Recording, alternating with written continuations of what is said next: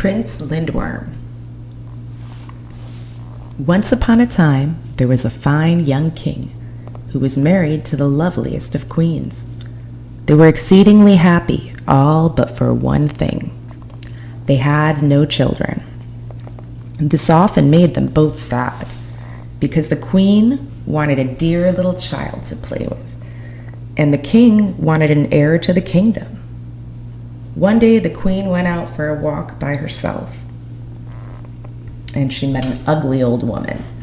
The old woman was just like a witch, but she was a nice kind of witch, not the cantankerous sort. She said, "Why do you look so doleful, pretty lady?" "It's no use my telling you," answered the queen. "Nobody in the world can help me." "Oh, you never know," said the old woman. "Just you let me hear what your trouble is, and maybe I can put things right." "My dear woman, how can you?" said the queen, and she told her. "The king and I have no children. That's why I'm so distressed."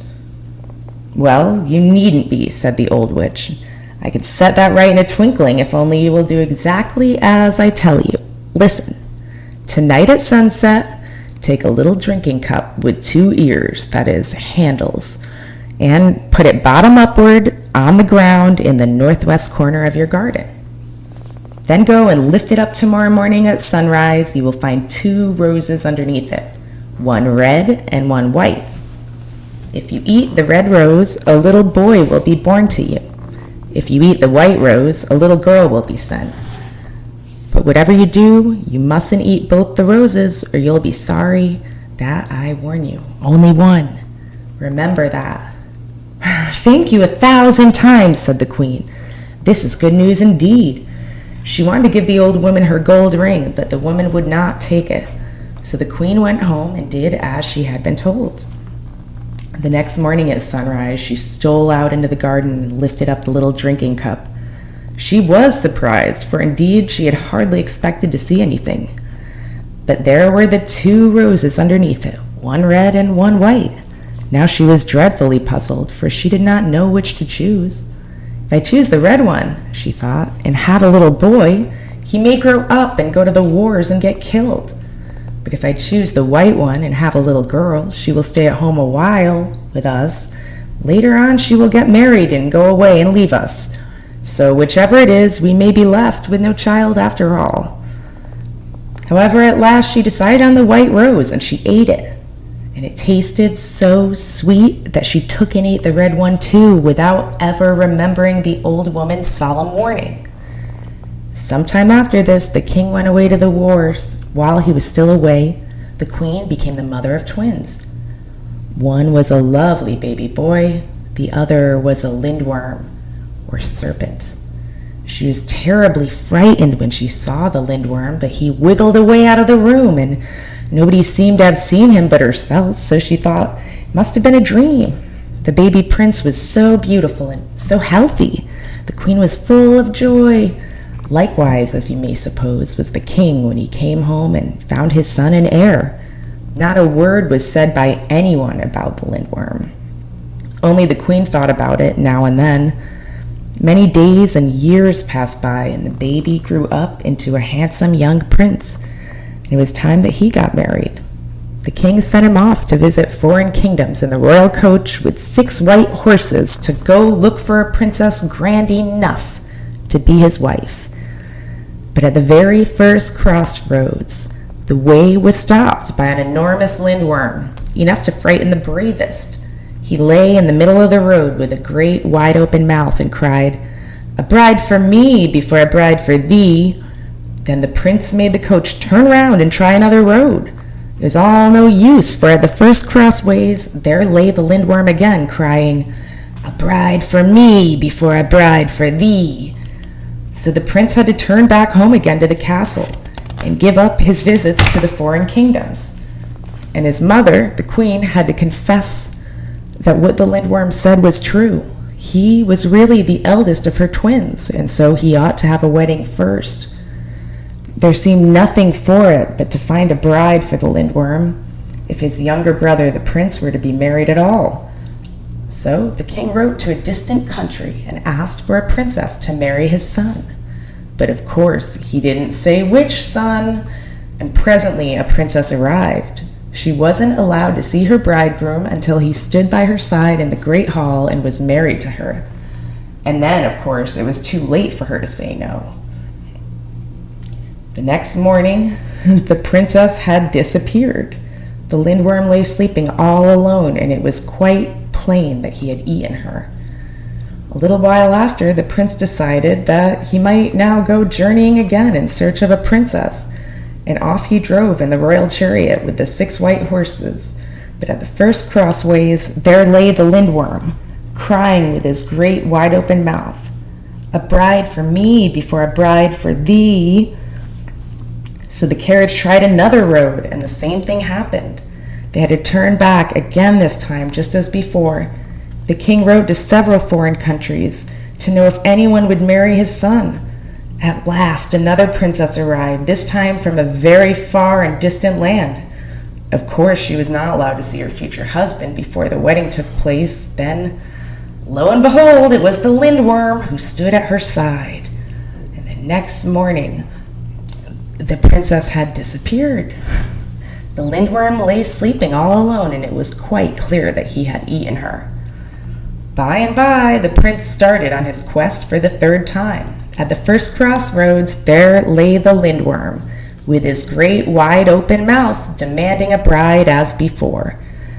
The prince went straight back to the castle and told the king, "You must find another bride for my elder brother." "I don't know where I am to find her," said the king. "I have already made enemies of 2 great kings who sent their daughters here as brides, and I have no notion how I can obtain a 3rd lady. People are beginning to say strange things, and I am sure no princess will dare to come." Now, down in a little cottage near a wood, there lived the king's shepherd, an old man with his only daughter. The king came to him one day and said, "Will you give me your daughter to marry my son the Lindworm? I'll make you rich for the rest of your life." "No, sire," said the shepherd, "that I cannot do. She is my only child, and I want her to take care of me when I am old. Besides, if the Lindworm would not spare 2 beautiful princesses, he won't spare her either. He will just gobble her up. She is much too good for such a fate." But the king wouldn't take no for an answer, and at last the old man had to give in. Well, when the old shepherd told his daughter that she was to be Prince Lindworm's bride, she was utterly in despair. She went out in the woods, crying, wringing her hands, bewailing her hard fate. While she wandered to and fro, an old witch woman suddenly appeared out of a big hollow oak tree and asked her, "Why do you look so doleful, pretty lass?" The shepherd girl said, "It's no use my telling you, for no one in the world can help me." "Oh, you never know," said the old woman. "Just you let me hear what your trouble is, and maybe I can put things right." How can you?" said the girl. "For I'm to be married to the king's eldest son, who is a Lindworm. He has already married 2 beautiful princesses and devoured them, and he will eat me too. No wonder I am distressed." "Well, you needn't be," said the witch woman. "All that can be set right in a twinkling if you will only do exactly as I tell you." So the girl said she would. "Listen then," said the old woman. "After the marriage ceremony is over, when it is time for you to retire to rest, you must ask to be dressed in 10 snow-white shifts. You must then ask for a tub full of lye, that is, washing water prepared with wood ashes, a tub full of fresh milk, and as many whips as a boy can carry in his arms, and have all of these brought to your bedchamber.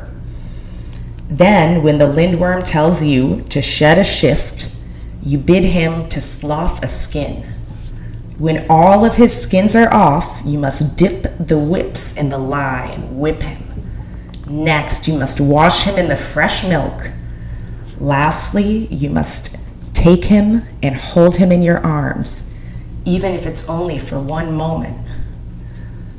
"The last is the worst notion, ugh," said the shepherd's daughter, and she shuddered at the thought of holding the cold, slimy, scaly Lindworm.